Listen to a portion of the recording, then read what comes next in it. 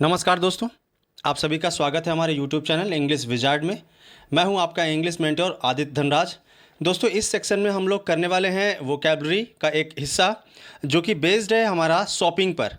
तो सबसे पहले इम्पॉर्टेंट पॉइंट क्या है कि कई बार हम ये समझते हैं कि ये वाला जो टॉपिक है हमारे किस काम में आ सकता है। तो सबसे ज़्यादा इम्पॉर्टेंट ये हमारे ऐसे वर्ड्स मैंने इसमें चुनिंदा दिए हैं इस वीडियो में जो आपके एग्ज़ाम्स में भी पूछे जाएंगे, जैसे कि कभी किसी भी फिल इन द ब्लैंक्स में, वन वर्ड्स में या सिनोनिम्स में, खासकर जैसे ईडियम्स वगैरह हो गए, इसके बेसिस पर भी पूछा जा सकता है। और ये वीडियो उन लोगों के लिए भी है जो इंग्लिश लैंग्वेज में थोड़ा अपने आप को इम्प्रूव करना चाहते हैं डेली बेसिस पर या शॉपिंग जाते समय ऐसे वर्ड्स बोलने पर या कहने का मतलब ये वर्ड्स जानने चाहिए, क्योंकि मॉडर्न सोसाइटीज़ में अगर आप थोड़ा सा अपने आप को इन्फ्लुएंस करना चाहते हैं तो इंग्लिश एक ऐसा लैंग्वेज है जो कि प्रेस्टीज माना जाता है हमारी बेसिकली इंडिया में या सम अदर कंट्रीज़ में ऑल्सो, और काफ़ी कुछ जानने को मिलेगा। तो हम लोग वीडियो स्टार्ट करते हैं। देखते हैं पहला शब्द क्या है। बहुत ही अच्छे शब्द हैं। चलिए, अब पहला जो शब्द दिया गया है स्क्रीन पे सबसे पहले देखेंगे, उसके बारे में देखेंगे। अब विंडो शॉपिंग ये वर्ड दिया गया है, तो विंडो शॉपिंग आपने सुना जरूर होगा। वीडियो को अंत तक देखेंगे, आपको बहुत ही अच्छे वर्ड्स मिलेंगे। विंडो शॉपिंग का मतलब होता है कि जब कोई व्यक्ति कहीं, जैसे खासकर बेसिकली मॉल्स वगैरह में होता है, ये मॉल्स हो गया, या ज़रूरी नहीं है, हम डिफरेंट डिफरेंट शॉप्स पर भी जा सकते हैं, लेकिन मॉल्स में क्योंकि वहाँ पर एक शॉप्स का कलेक्शंस होता है, तो जब हम सिर्फ और सिर्फ डिस्प्ले में जो चीज़ें लगी हुई हैं उनको देखते हैं लेकिन ख़रीदते नहीं हैं, उस तरह की शॉपिंग को हम विंडो शॉपिंग कहते हैं। कई बार ये प्रदर्शनी जो होता है ना, एग्जीबिशन लगाया जाता है, जैसे कि बुक फेयर हो गया, किताबों के लिए मेला लगाया जाता है, या कई बार प्रदर्शनी में बहुत सारे अलग अलग आइटम्स लगाए जाते हैं, तो उनमें ज़रूरी नहीं कि जो व्यक्ति उसको देख रहा है वो ख़रीदे। तो इस चीज़ को हम दो जगह इस्तेमाल कर सकते हैं। विंडो शॉपिंग का मतलब ये हुआ कि जब कोई व्यक्ति सिर्फ डिस्प्ले में चीज़ों को देखता है, घूमता रहता है लेकिन ख़रीदता नहीं है, इसको हम एग्जीबिशन के तौर पर भी यूज़ कर सकते हैं। तो विंडो शॉपिंग का मतलब ये होता है, looking at items on sale but not buying. उसके बाद में दूसरा जो शब्द है आपका रिटेल थेरेपी है।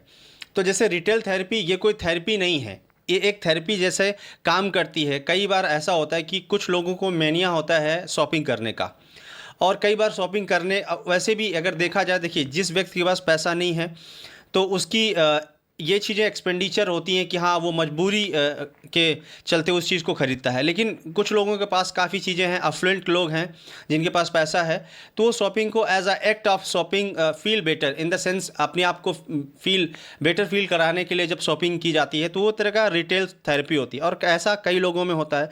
आजकल ऑनलाइन शॉपिंग में ऐसा कई बार लोग अपने घर पे लेटे हुए हैं, अपने बेड पर, बिस्तर पर या जो भी सोफे पे बैठे हैं, बढ़िया ऑनलाइन शॉपिंग कर रहे हैं, उनको अच्छा फील हो रहा है कि हाँ ये मंगवा लिया, ये मंगवा लिया।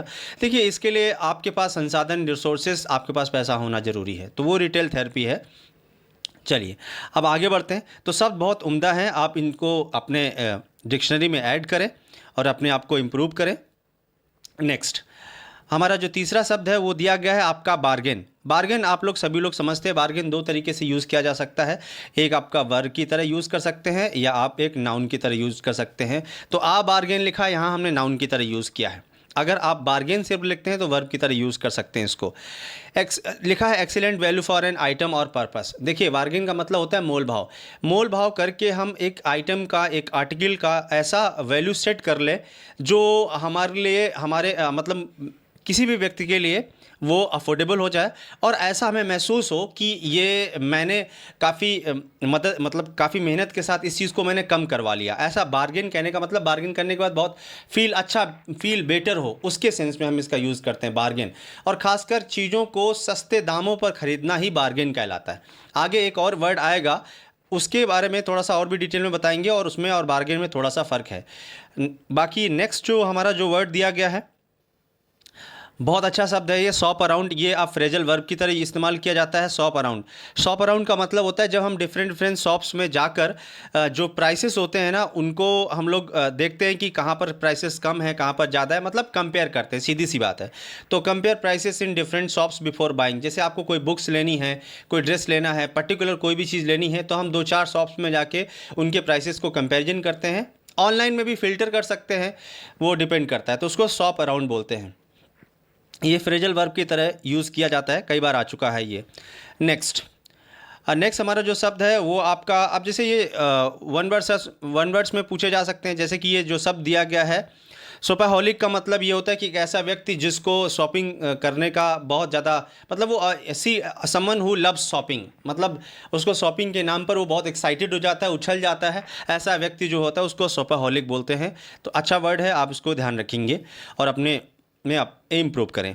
उसके बाद में प्राइस टैग एक वर्ड मिलेगा आपको। प्राइस टैग जानना चाहिए कि प्राइस टैग क्या होता है, यू नो वेरी वेल। जब भी कोई आर्टिकल्स हम खरीदते हैं उसमें एक टैग लगे होते हैं, मतलब कुछ कागज़ के टुकड़े जिसमें प्राइस लिखा रहता है, साइज़ लिखा रहता है और वो किस कंपनी का है और काफ़ी उसमें चीज़ें मेंशन होती, बारकोड वगैरह रहता है, तो उस चीज़ को हम प्राइस टैग बोलते हैं। तो a label showing the price of an article, और कई बार कई तरह के लेबल्स हो सकते हैं उसमें, प्राइस का डिस्काउंट का लेवल हो सकता है या कंपनी का लेवल या कई तरह के होते हैं, तो उसको हम प्राइस टैग बोलते हैं। आप जानते होंगे इस शब्द को। चलिए आगे बढ़ते हैं। नेक्स्ट हमारा जो शब्द है बहुत ही उम्दा शब्द है, इसको हमने देखा है कि ये ईडियम्स के तौर पर कई बार पूछा गया है। Cash cow.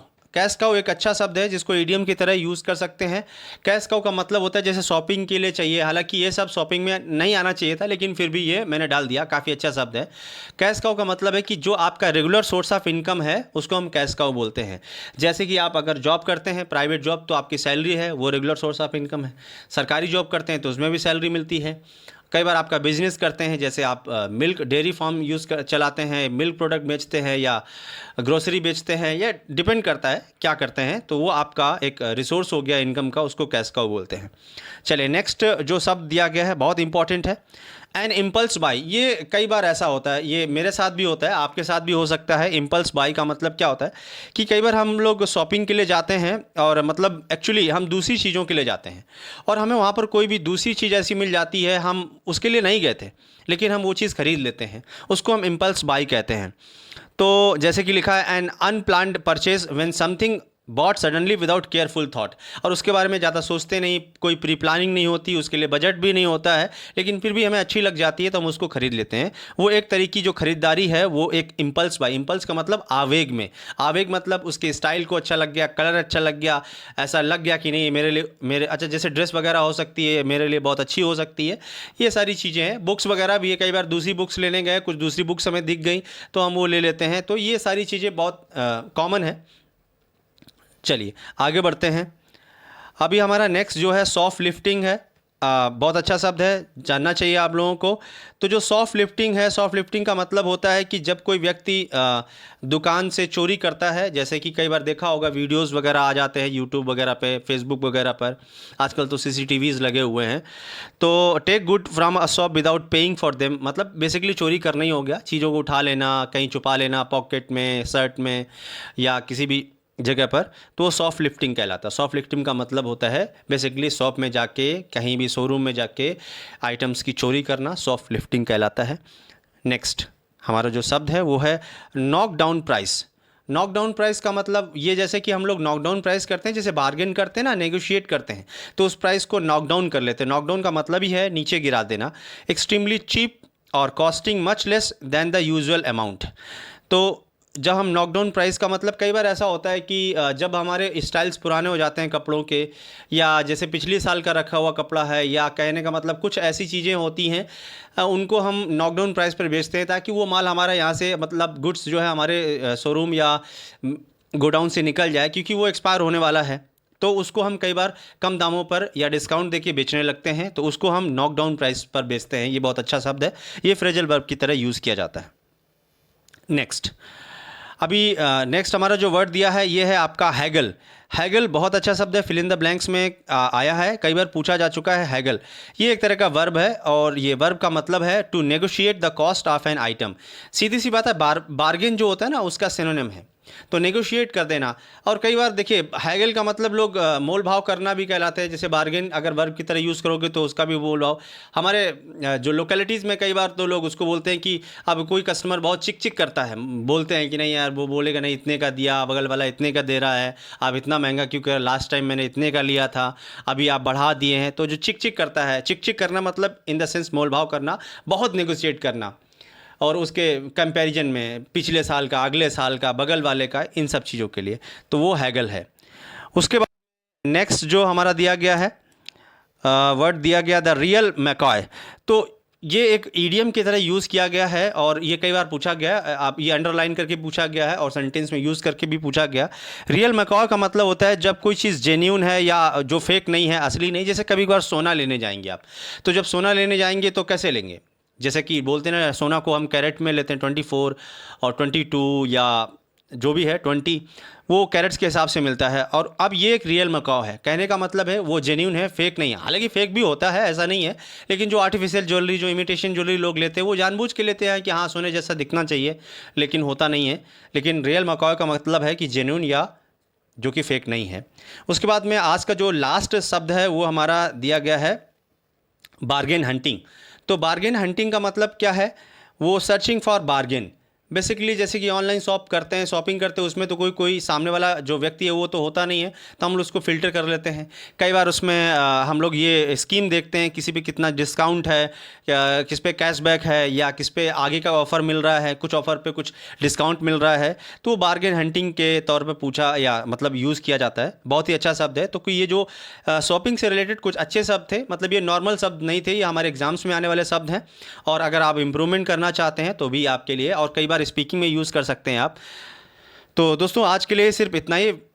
काफ़ी वर्ड्स और भी होते हैं शॉपिंग से, वो नॉर्मल शब्द हैं, आप सभी जानते हैं, वो कॉमन शब्द होते हैं।